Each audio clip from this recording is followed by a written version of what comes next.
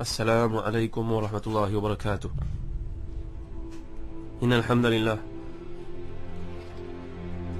nahmaduhu wa nasta'inuhu wa nastaghfiruh wa na'udzu billahi min shururi anfusina wa min sayyiati a'malina.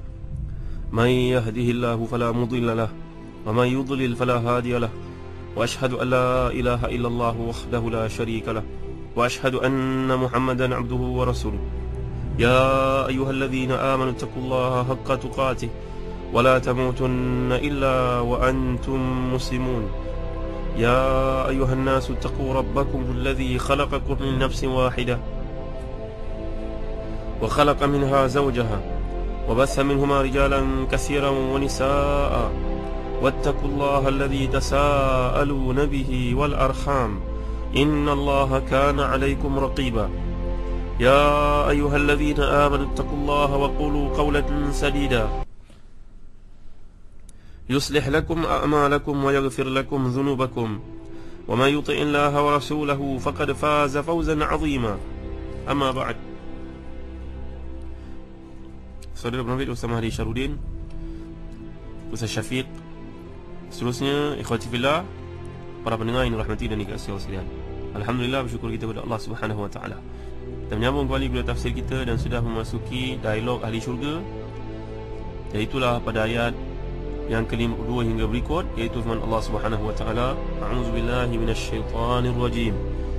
Yaqulu a innaka laminal musaddiqin a idza mitna wa kunna turaban wa 'idhaman a inna lamadinun qala hal antum muttali'un fattala'a fara'ahu fi sawa'il jahim qala tallahi in kitta laturdin walaula ni'matu rabbi lakuntu minal muhdarin afama nahnu bimayyitin إلا موتتنا الأولى وما نحن بمؤذبين إن هذا لهو الفوز العظيم لمثل هذا فليعمل العاملون. صدق الله العظيم. Dia berkata, apakah kamu sungguh-sungguh termasuk yang membenarkan hari kiamat? Apakah bila kita telah mati dan telah menjadi tanah serta tulang belulang, apakah sungguhnya kita benar-benar akan dibangkitkan untuk mendapat balasan? Berkata pula lah ia, mahukah kamu meninjau temanku itu?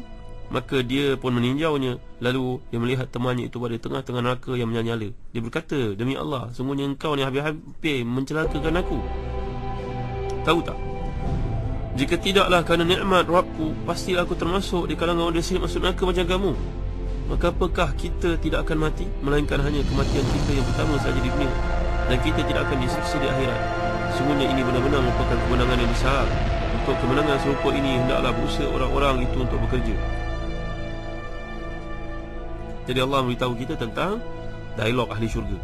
Sebahagian mereka bertemu dengan lain, bercakap-cakap, tanya, bercerita tentang kehidupan kat dunia dahulu, apa yang menimpa mereka. Orang yang berada dalam syurga ni kebanyakannya merupakan dunia dahulu mujahadahnya hebat, miskin, tidak terdorong sedikit untuk melakukan maksiat, sekali-sekala melakukannya bertaubat kepada Allah Subhanahu wa taala. Jadi penghujung hidupnya dalam ketaatan, dalam taubat kepada Allah Subhanahu wa taala, mereka ni berkumpul-kumpul dalam jamuan sesama mereka, pergaulan dalam majlis-majlis mereka, duduk di atas tempat-tempat yang tinggi dengan pelayan-pelayan datang membawa segala macam kebaikan, makanan, minuman, pakaian dan sebagainya, belum pernah dilihat oleh mata, didengar oleh telinga dan tidak pernah terlintas dalam hati. Bacalah dalam kolom akhir zaman dalam majalah Solusi, tuan-tuan akan dapat memahami banyak perkara ni. Qala qailun minhum inni kana li qarin. Berkata salah seorang daripada mereka, dahulu di dunia aku memiliki seorang teman. Al-Aufi menuturkan daripada Ibn Abbas radhiyallahu anhuma, dimasukkan qarin ini adalah seorang teman yang musyrik, yang berkawan dengan orang beriman di dunia. Tak ada masalahnya tuan-tuan untuk kita berkawan dengan orang musyrik. Berdakwahlah, tunjukkanlah akhlak dan hikmah. Mudah-mudahan membuka pintu hatinya untuk menerima Islam itu. Kebanyakan orang-orang kaya di kalangan musyrikun ini, mereka menggunakan hujah, aku senang, kalau aku Islam senang macam ni lagi ke? Dulu pernah kita bincangkan tuan-tuan, orang-orang kafir ni dia rasa pride yang bukan-bukan. Dia rasa dunia tu mudah baginya, negara dia kaya, pencapaiannya dia suri ekonomi masya-Allah hebat.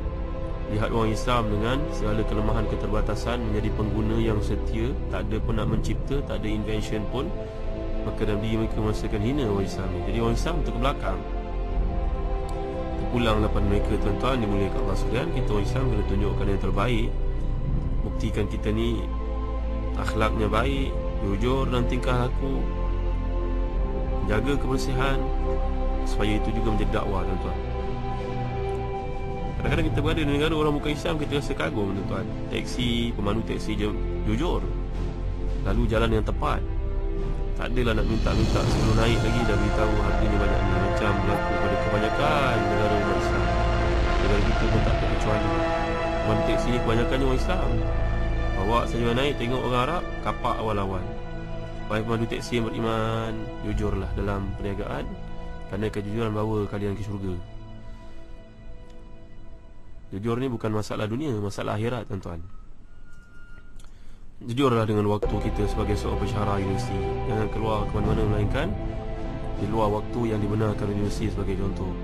Ni kita kelas sebentar ke mana, sibuk pergi program antarabangsa, belajar-belajar kita masuk tinggal. Mana-mana tuan-tuan yang ada kelas sekolah. Itu juga kita seorang guru, sibuk dengan kegiatan-kegiatan tak bermanfaat. Tandingan nasyid, apa kena-mengena dengan pencapaian pelajar ni? Ilmunya, agamanya, akhlaknya, ibadahnya ke mana? Kenapa kita sibuk benda-benda yang tak penting? Kita tak amanah pada diri kita sendiri sebenarnya tuan-tuan.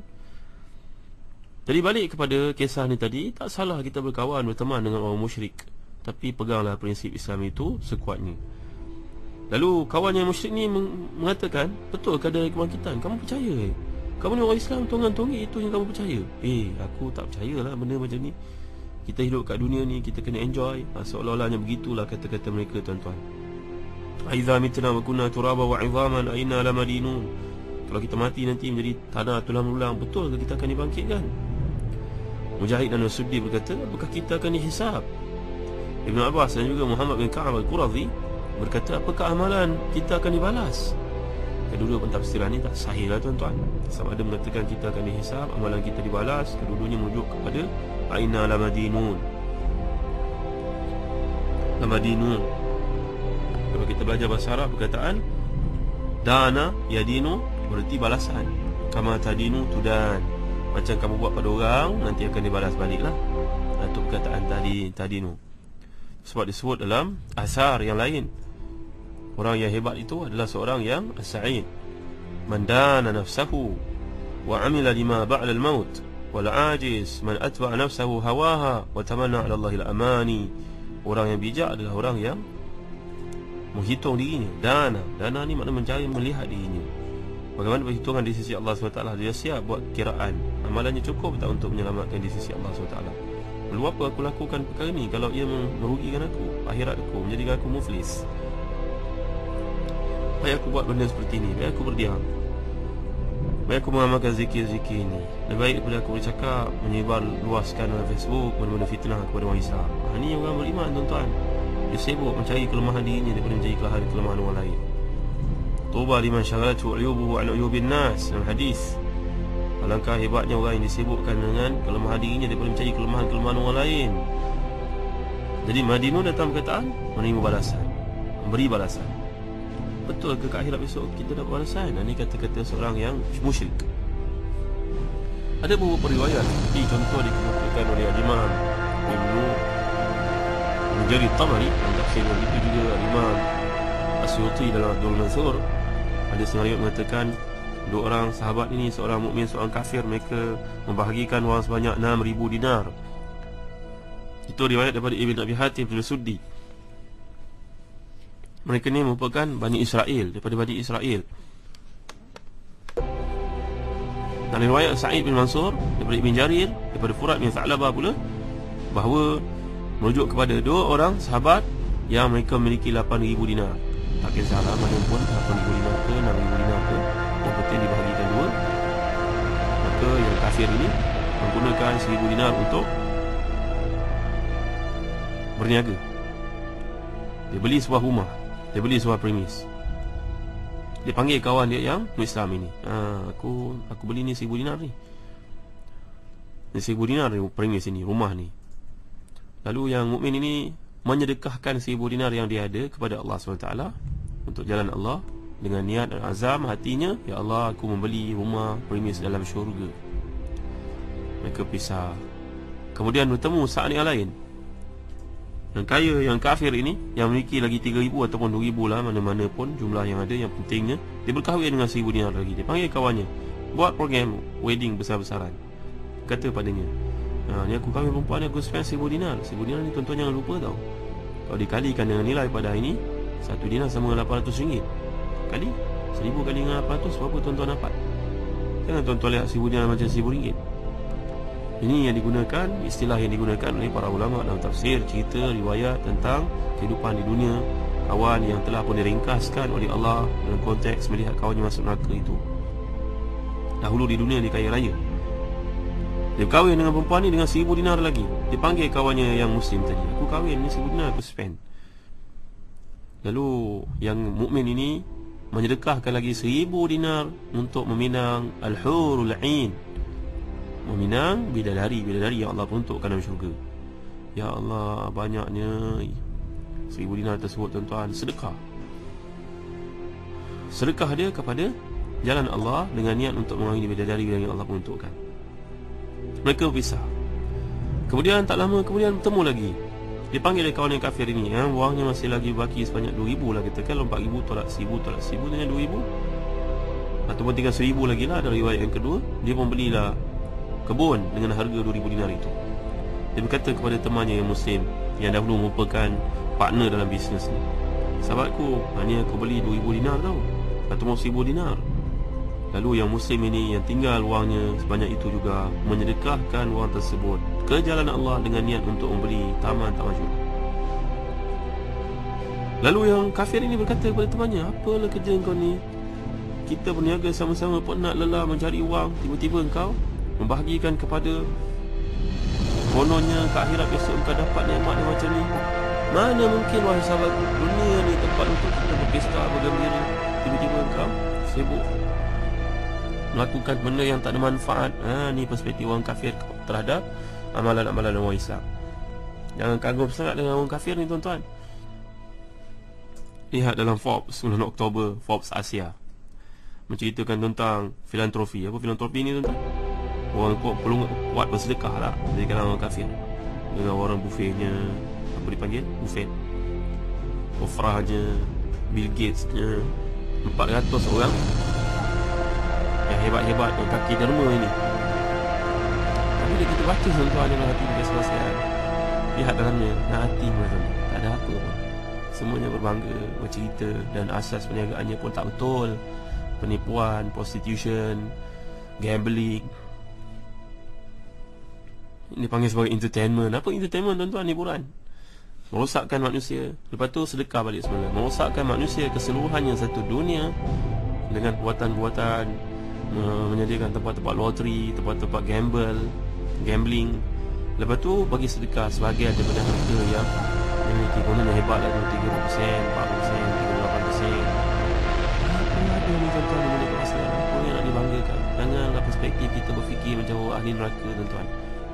Kerana itu bila datang seorang bertanya kepada Nabi SAW, wahai Nabi, di manakah duduknya Hatim At-Ta'i? Hatim At-Ta'i ni seorang dermawan pada zaman Nabi SAW. Sebelum Nabi, banyak sedekahnya. Nabi telah menjawab, dia dalam neraka. Anaknya masuk Islam, nama anaknya Adi bin Hatim, yang pernah kita pelajari dahulu, asalnya Kristian masuk Islam. Ada beradiknya, ada yang perempuan yang masuk Islam, ada yang kanan Nasrani. Kita bincang misalnya satu masa lalu. Hatim At-Ta'i ini seorang dermawan yang sangat hebat. Lalu para sahabat bertanya, wahai Nabi, kenapa pula dia masuk neraka sedangkan dermanya Masya Allah hebat? Nabi telah menjawab, innahu lam yaqul yauman, dia tak pernah berkata pun walaupun sedetik, walaupun sehari dalam hidupnya, aku beriman kepada Allah Subhanahu Wa Taala.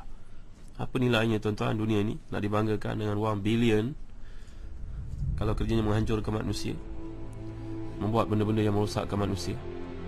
Daripada ramai-ramai ini hanya sikit-sikit sajalah yang terlibat dalam benar-benar dalam program pengisian yang membangunkan manusia dengan foundation mereka buat.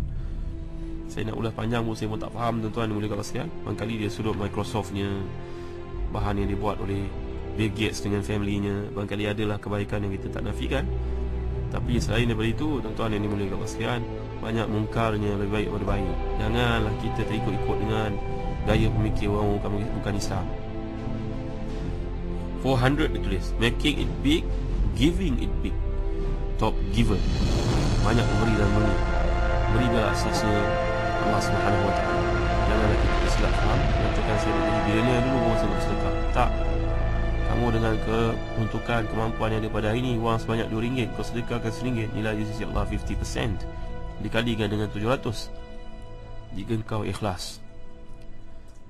Sekiranya yang kau miliki adalah 1 bilion, kau sedekahkan sebanyak 100 million, apa nilainya tuan? 10%? Itulah lebih kurang kan? Ditayang-tayang pula kepada orang, dipanggil pula pihak televisyen untuk menceritakan. Dia adakan program khas pula supaya semua orang tahu jika dia kononnya bakti ada guna dari sisi Allah Subhanahu Wa Taala.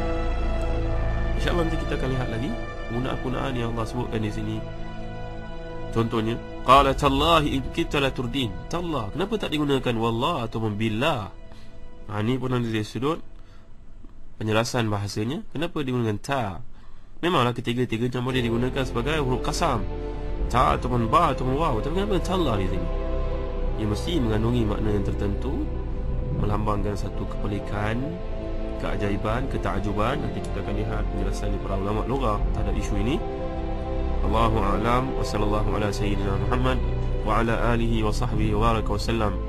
Walhamdulillahi rabbil alamin. Barakallahu fikum. Wassalamu alaikum warahmatullahi wabarakatuh.